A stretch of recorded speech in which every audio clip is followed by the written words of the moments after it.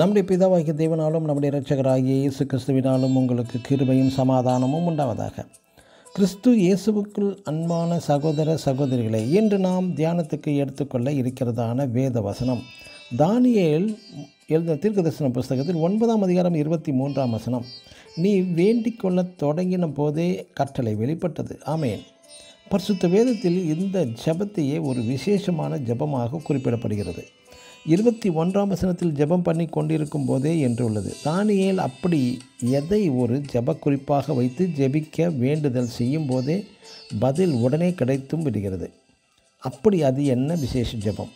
இந்த தானியேல் யார் என்றால், மாபெரும் சாம்ராஜ்யமான அந்த பாபிலோன் அரண்மனையில் ஒரு முக்கிய பொறுப்பில் உள்ளவன்.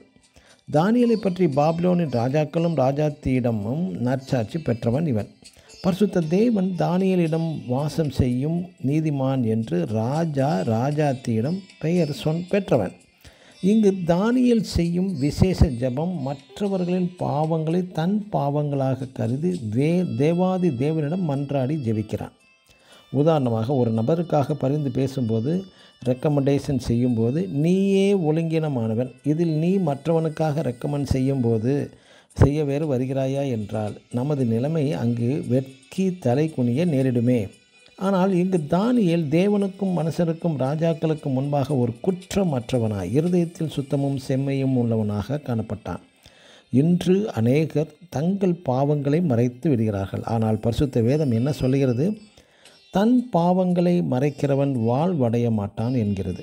நாமே ஒழுங்கினமாய் பாவங்களினால் நிறைந்து வாழும் பட்சத்தில் அதில் வேறு மற்றவர் பாவங்களுக்காக நாம் எப்படி பரிந்து பேசி ஜெபம் செய்ய முடியும்? ஆகவே தான் அநேகரின் ஜெபங்கள் கேட்கப்படுவதே இல்லை. ஆனால் இங்கு தானியேல் தனது ஜீவியத்தில் கரை திரை இல்லாத பரிசுத்த வாழ்க்கை வாழ்ந்த ஒரு நீதிமான். யாக்கோபு 5ஆம் அதிகாரம் 16ஆம் வசனத்தில் நீதிமான் செய்யும் ஒரு ஊக்கமான வேண்டுதல் மிகவும் பலனுள்ளதாய் இருக்கிறது. ஆகவே தான் பிரியமானவர்களை, நீதிமானாகிய தானியேல் ஜெபிக்க தொடங்கின உடனே கட்டளை பதில் உடனே தூதன் தந்துவிட்டான். எனக்கு அன்பான தேவனுடைய பிள்ளைகளை, நீங்களும் பரிசுத்த வாழ்க்கை வாழ்ந்து ஜெபிக்கிற ஜெபங்கள் அனைத்துமே தேவனும் உடனே பதில் தர வல்லவர். ஆமேன். God bless you.